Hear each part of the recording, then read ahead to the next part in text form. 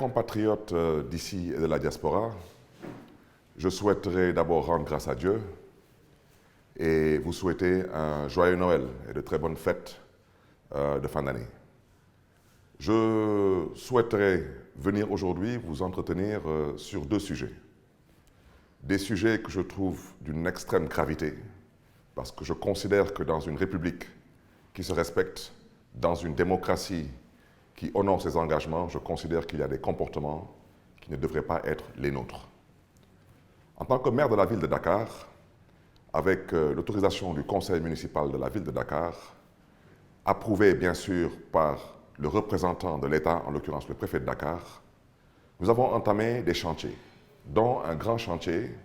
qui consiste à réfectionner et à réhabiliter et bien sûr à construire la voirie urbaine de Dakar. Nous avons lancé récemment le projet de réhabilitation de la voirie urbaine dans la cité Keur Gorgui, qui est une cité d'affaires et en même temps une cité résidentielle.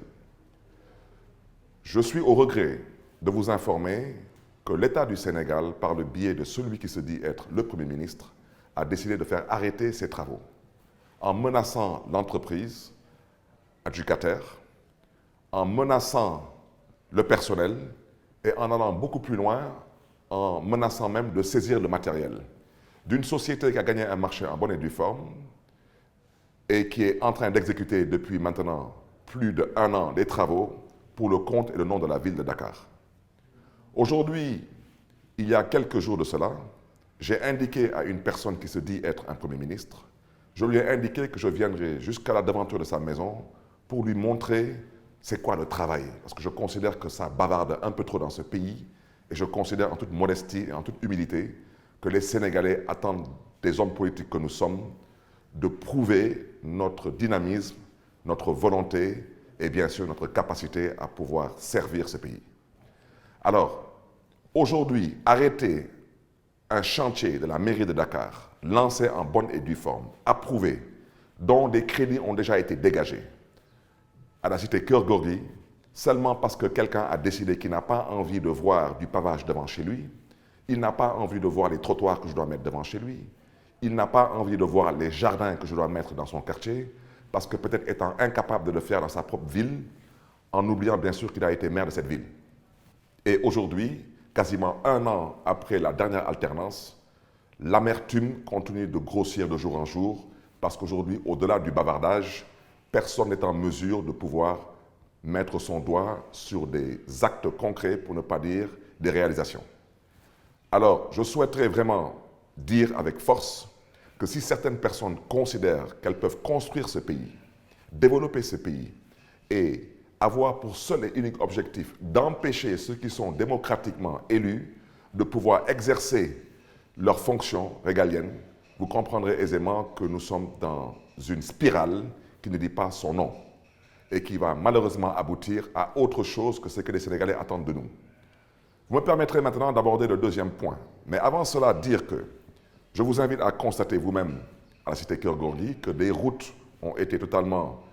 nettoyées, grattées et le tout venant a déjà été installé. Et cela pour plusieurs centaines de millions.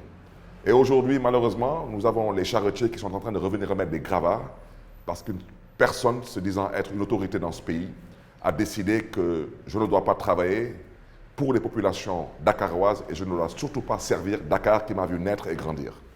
Sur un deuxième registre, vous me permettrez de dénoncer avec la dernière énergie cette volonté de cette même soi-disant autorité qui aujourd'hui m'empêche, en tant que maire élu de la ville de Dakar, de pouvoir procéder à l'arbre de Noël au profit des enfants oubliés des vacances.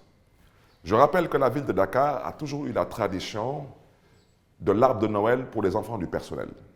Depuis l'année dernière, nous avons lancé la première édition du programme Les enfants oubliés des vacances. Des enfants qui, malheureusement, par la volonté de Dieu, sont nés, certains avec des maladies, d'autres viennent de familles assez modestes, et qui, malheureusement, passent des fêtes de Noël dans des conditions qui ne sont pas souhaitable pour des enfants qui aspirent bien sûr à une émancipation. Aujourd'hui, je souhaiterais dire